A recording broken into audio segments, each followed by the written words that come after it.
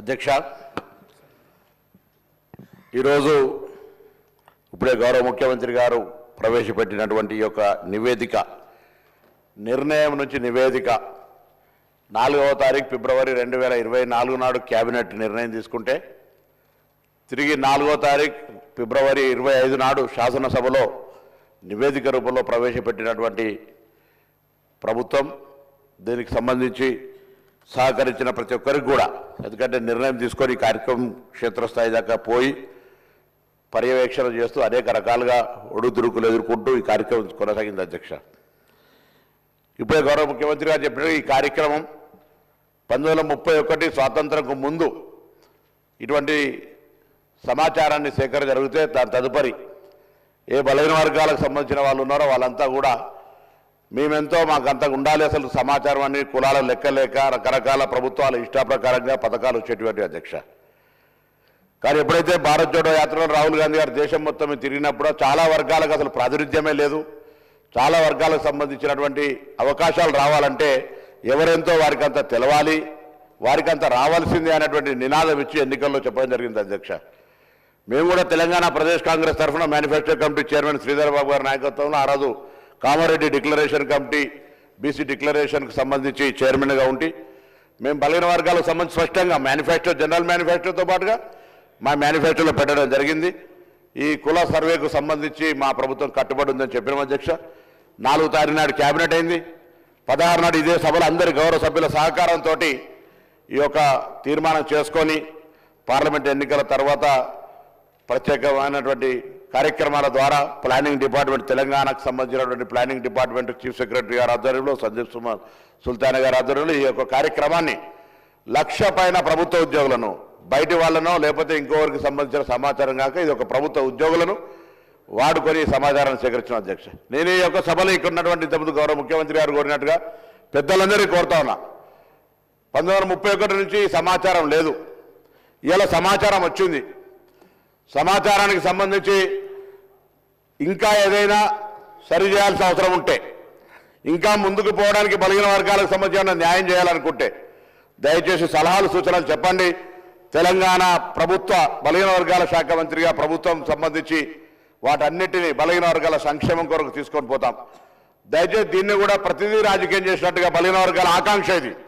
నేను ఇవాళ ఇక్కడ నుంచి ఈ వేదిక నుంచి కోరుతాను, తెలంగాణ బలహీన వర్గాల నాయకత్వం ప్రతి జిల్లాలో కూడా ఇవాళ ఒక స్వేచ్ఛగా భవిష్యత్తు కార్యక్రమాలను జరుపుకుంటామనేటువంటి ఒక ఆకాంక్ష వెలుపుచ్చాల్సిన అవసరం ఉంది. సంఘాలు కానీ మేధావులు కానీ ఇది గత కాలంగా చాలా కాలంగా డిమాండ్ చేస్తున్న వాళ్ళంతా ఇలా ఒక డిమాండ్ నెరవేరింది. సభలో చట్టబద్ధత ద్వారా లేకపోతే ఆ తీర్మానం చేసినా కూడా అడిగినారు ఏం చట్టబద్ధత ఇలా కార్యక్రమం నిర్వహించుకొని ముందుకు వచ్చిన సందర్భంగా మేము ఒకటే అడుగుతాను, అందరూ కూడా దయచేసి ఈ యొక్క జనాభా వచ్చినటువంటి సమాచారాన్ని తీసుకొని భవిష్యత్తులో ఆయా వర్గాలకు ఎటువంటి న్యాయం చేయాలి, ఏం జరగడానికో ముందుకు తీసుకొని పోదాం. ఇవాళ చాలా మంది అంటారు ఇవాళ చాలా బలహీన వర్గాలకు సంబంధించి ఒక మంచి రోజు అంటారు. ఈ రోజు నుంచి ప్రారంభమైంది శకం భవిష్యత్తు వాళ్ళ అభ్యున్నతికి సంబంధించి.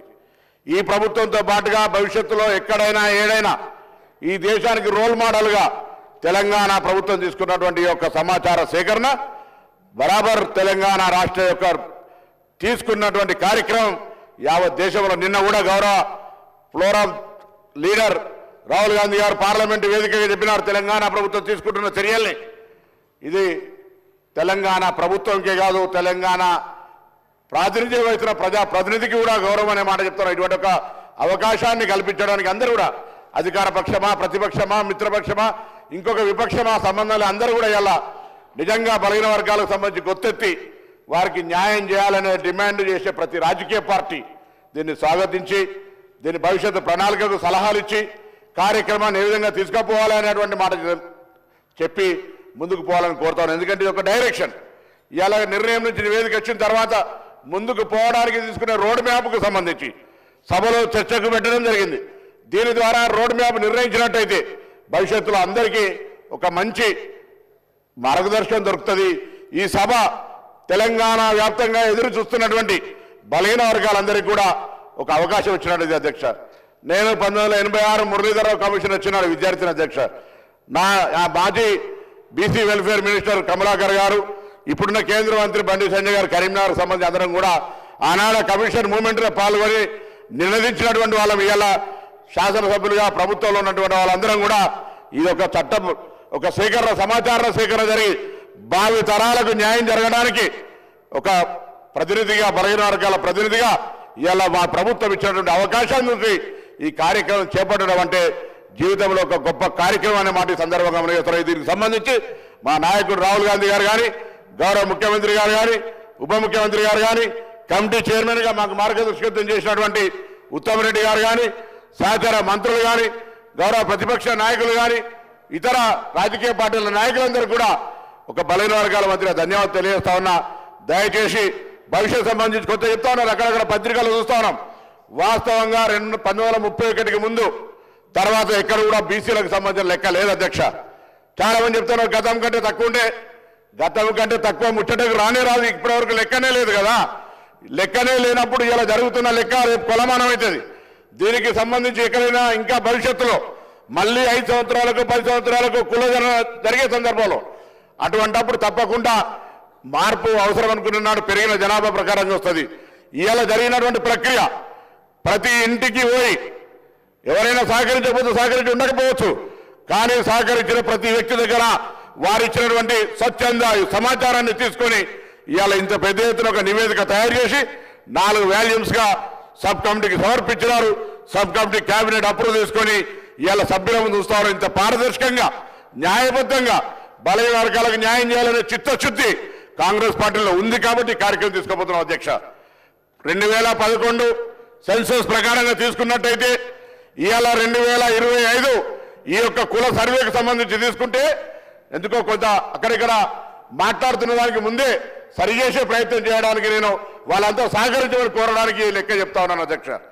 2011 జనరల్ సర్వేలో ఆనాడు తెలంగాణకు సంబంధించిన లెక్క తీస్తే 3,50,00,000 మంది ఉండరు అధ్యక్ష.